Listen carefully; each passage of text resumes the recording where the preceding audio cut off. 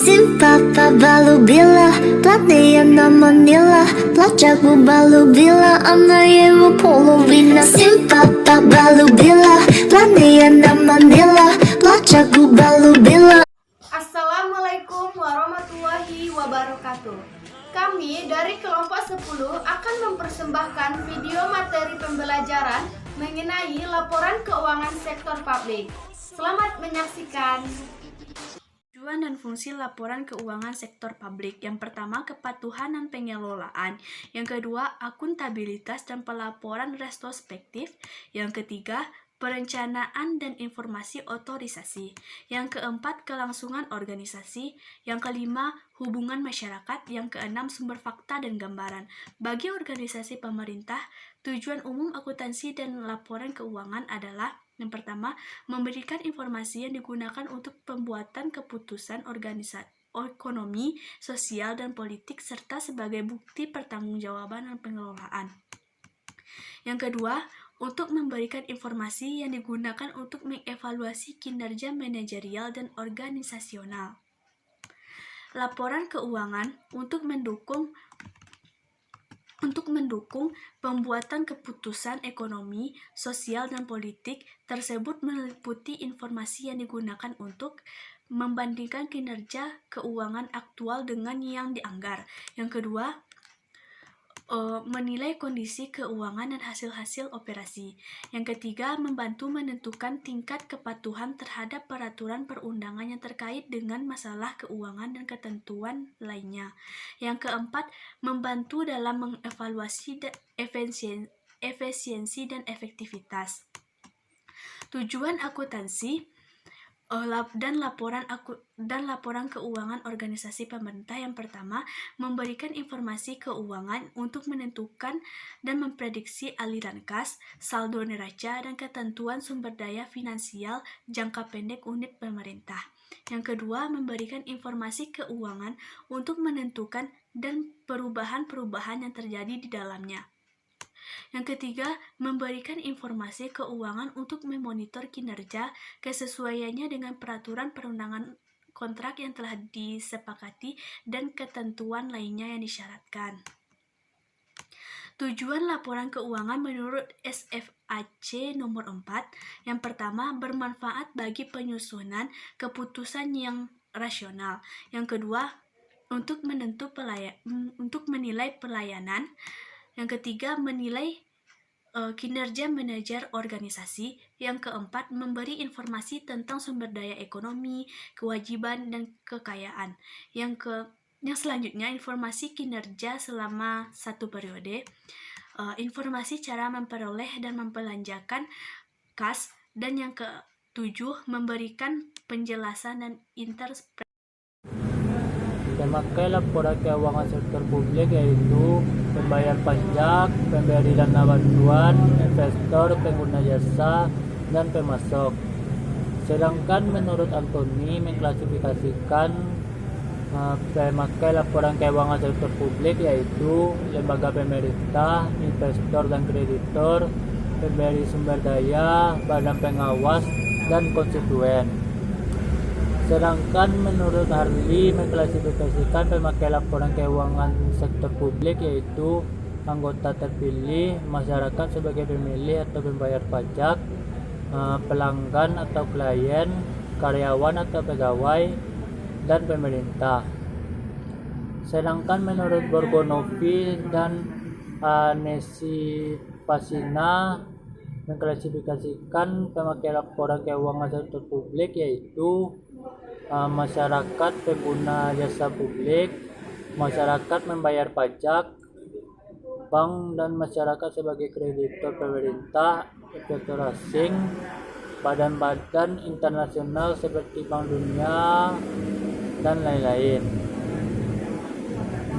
Serikat Dagang Sektor Publik mengidentifikasikan pemakai laporan pemerintah kelompok besar yaitu masyarakat yang kepadanya pemerintah bertanggung jawab, legislatif dan badan pengawas yang secara langsung mewakili rakyat, investor dan kreditor yang memberi pinjaman atau berpartisipasi dalam proses pemberi pinjaman.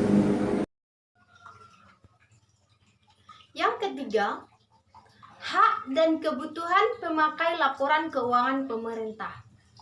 Pada dasarnya, masyarakat atau publik memiliki hak dasar kepada pemerintahan. Apa saja hak dasar tersebut? Yang pertama, hak untuk mengetahui, yang terdiri dari mengetahui kebijakan pemerintah, mengetahui keputusan yang diambil pemerintah, mengetahui alasan dilakukannya suatu kebijakan dan keputusan yang diambil. Yang kedua, hak untuk menyampaikan aspirasi. Di sini, masyarakat atau publik berhak untuk menyampaikan aspirasinya dan aspirasi tersebut harus diterima pemerintahan dan harus dipikirkan terlebih dahulu. Yang ketiga, hak untuk diberi informasi, di mana meliputi hak untuk menyampaikan terbuka mengenai permasalahan-permasalahan yang terjadi antara perdebatan publik. Kemudian selanjutnya, laporan keuangan disediakan untuk memberikan informasi ke kelompok pemakai. Meskipun terkadang kelompok pemakai berbeda-beda informasi yang mereka butuhkan. Kemudian selanjutnya, kebutuhan informasi pemakai laporan keuangan pemerintah adalah yang pertama, masyarakat pengguna pelayanan publik membutuhkan informasi atas biaya, harga, kualitas atas pelayanan yang telah diberikan. Yang kedua, masyarakat pembayar pajak, pemberi bantuan ingin mengetahui keberadaan dana dan kemanakah dana tersebut telah dilakukan. Yang ketiga, kreditor dan investor membutuhkan informasi untuk menghitung tingkat resiko, likuiditas, dan solvabilitas. Kemudian yang keempat, parlemen dan kelompok politik membutuhkan informasi keuangan untuk melakukan fungsi pengawasan dan untuk mencegah terjadinya laporan keuangan yang bias atas kondisi keuangan pemerintahan dan untuk mencegah penyelewengan uang negara. Kemudian, perlu diketahui juga, laporan keuangan pemerintah yang buruk dapat mengakibatkan implikasi negatif di kalangan masyarakat. Apa saja implikasi negatif tersebut?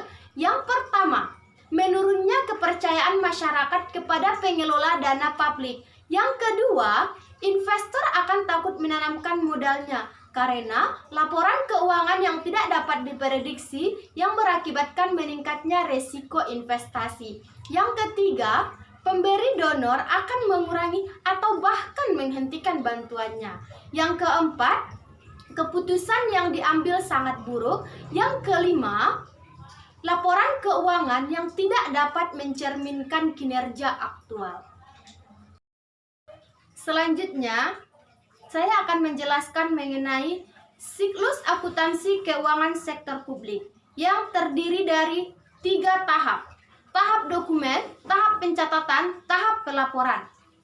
Yang pertama, dokumen transaksi. Dokumen transaksi ini terdiri dari bukti penerimaan kas, bukti pengeluaran kas, memorial, dan lain sebagainya.